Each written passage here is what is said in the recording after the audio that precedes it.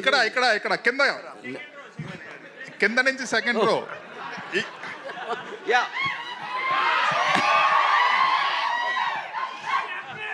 36 years తర్వాత మళ్ళీ థియేటర్లో చూశాను. Absolutely loved it. Standout feature ఇందులో నాకేంటంటే music. It is just screaming out అన్నట్టు. సూపర్. ఇప్పుడున్న స్టాండర్డ్స్కి మ్యాచ్ అయ్యే విధంగా ఎట్ ద సేమ్ టైం బాగా వింటేజ్ అండ్ నాస్టాలజిక్గా ఉంది. And I love the closeups. ఇప్పుడు చూసినా కూడా నాకు వెరీ రిలవెంట్ అండ్ వెరీ ఎంగేజింగ్గా ఉంది. That is I mean. Okay, thank you.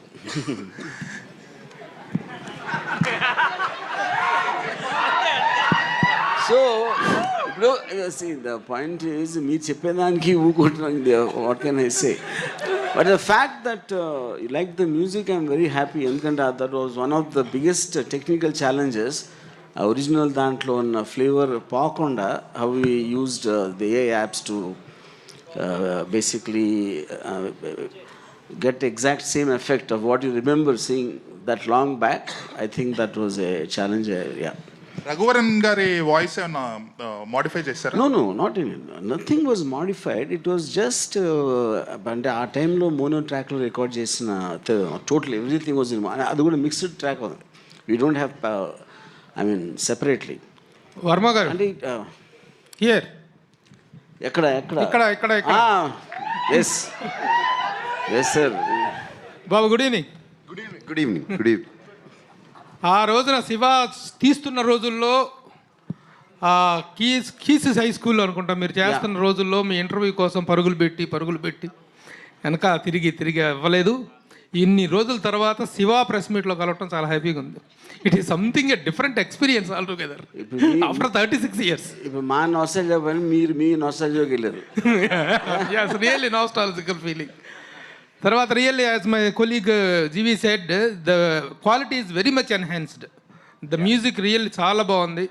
కొత్తగా కుక్కల అరుపులు అక్కడ జాయిన్ చేసినట్టున్నారు. నువ్వు అన్నీ ఉన్నాయి. అయ్యో అప్పట్లో ఇంత ఇదిగా లేవు. అంటే అఫ్ కోర్స్ లైక్ అట్మాస్ సౌండ్లో అంటే ఇక్కడ మీకు సింగిల్ స్క్రీన్ ఒక సింగిల్ సోర్స్ నుంచి వింటున్నప్పటికీ మీరు అట్మాస్లో సరౌండ్ స్పీకర్స్ ఉంటాయి కదా, దాంట్లో వచ్చినప్పుడు ఆటోమేటిక్గా everything will go up a little. Prabhu, nothing was added. అసలు original score, original this thing అక్కడ నుంచి తీసుకున్నాము. And nothing was all added. Nostalgia అని రాము అన్నాడు కాబట్టి 36 years ago, whenever we started and released on October 5th, never కల్లో కూడా అనుకోలేదు మళ్ళీ ఇలా కలుస్తామని. అండ్ కలిసి దీనికి శివాకి ఇంకా ఇంత ఆదరణ, ఇంత ద కల్ట్ ఫాలోయింగ్ ఉంటుందని కల్లో కూడా అనుకోలేదు. ఇట్స్ స్టిల్ వెరీ, నాకు చాలా సర్రియల్గా ఉంది, కొత్తగా ఉంది అసలు ఇది ఇలా కలుస్తాము. And so much love from everybody coming. And Ramu అప్పుడు ఎంత కష్టపడి సౌండ్ దగ్గర కూర్చుని అన్ని ఈవెన్ ఎఫెక్ట్స్ కానీ అది కానీ చేశాడు. సేమ్ ఇష్టంతో 6 నెలల నుంచి Ram Gopal Varma he has worked on this film. And మీకు ఇంత నచ్చింది, కుక్కల సౌండ్లు వినపడుతున్నాయని మీరన్నా కూడా కేవలం అతను what he could do then, what అప్పుడు కంప్లీట్గా సరౌండ్ స్పీకర్స్లో చేయలేని సౌండ్ ఇప్పుడు తనకు అవకాశం వచ్చింది. ఈ took full advantage of Dolby Atmos. And ఒక స్మాల్ ఎగ్జాంపుల్ చెప్తాను. See, at the time, నన్ను మాట్లాడిని రాము, ఫినిష్ చేసి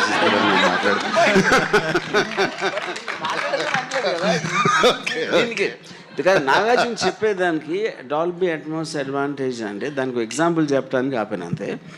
సో ఇప్పుడు స్టడీ క్యామ్ షాట్ ఉంది, ఆవిడ అంత వెరీ టాక్డ్ అబౌట్. అలా కెమెరా వెళ్తూ ఉంటే ఒక చిన్న పాప అరిపి వినిపిస్తుంది, లేకపోతే అక్కడ కుక్కలు మరుగుతున్నాయి, ఫుడ్ స్టెప్స్ ఇవన్నీ.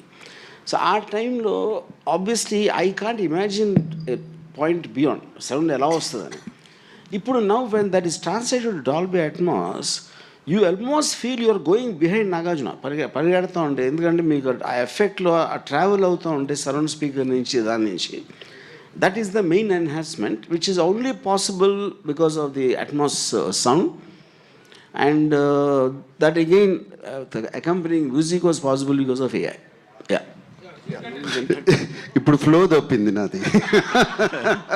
ఎనీవే, సో రాము అంత ఇష్టపడి he did what he did and my అప్పుడు how much I was in gratitude to him. Again I am now also in gratitude to Ram Gopal Varma. And also the 4Kలోకి లాట్ ఆఫ్ పీపుల్, చాలామంది 4Kలోకి దొరకని prints అవి పట్టుకొచ్చి వాటిని మళ్ళీ డిజిటల్లోకి చేయడం చాలా ఇది. But Annapurna team, C V Rao and I'm deeply gratitude to them. చాలా బాగా చేశారు. అండ్ మీరు ఎలా షాక్ అయ్యారో, ఆర్ ఎలా షాక్ కాదు, ఎలా ఇంప్రెస్ అయ్యారో మొన్న చూసి సినిమా. నేను కూడా జస్ట్ 3-4 days బ్యాక్ ఫుల్ త్రోలో సినిమా చూశాను. ఐ వాజ్ కంప్లీట్లీ ఏదో కొత్త సినిమా చూస్తున్నట్టు అనిపించింది. అండ్ నాకు బాగా గుర్తు, శివ రిలీజ్ అయినప్పుడు లాట్ ఆఫ్ పీపుల్, చాలామంది డిస్ట్రిబ్యూటర్స్ కానీ ఇండస్ట్రీ పీపుల్ కానీ ఈ సినిమా ఇలా తీయొచ్చా అనుకుని అర్థం కాక సినిమా ఎలా ఉంది అని సాయంత్రం ఫోన్లు చేసుకుంటాం కదండి. అప్పుడు we didn't have internet or anything. ఫోన్లు చేసుకుంటాం. సౌండ్ బాగుంది అన్నారు. అప్పుడు సౌండ్ బాగుంది అంటే సినిమా గురించి మాట్లాడలేదు. అంటే first time the talk that came out was sound బాగుంది. And I believe Ramu he's achieved it again this time. And it's just fantastic. It's a very surreal experience ఇందాక అన్నట్టు. And I'm so happy to be here today after so many years. Sir, ఇందులో ఉన్న changes కానీ ఆ shorts ఇప్పటికి కూడా చాలామంది try చేశారు. ఇప్పుడు చూస్తుంటే అంత రియలిస్టిక్గా ఇంకా రాలేదనిపిస్తుంది. Nobody can match those shots, that originality కానీ అథెంటిసిటీ కానీ. ఎస్,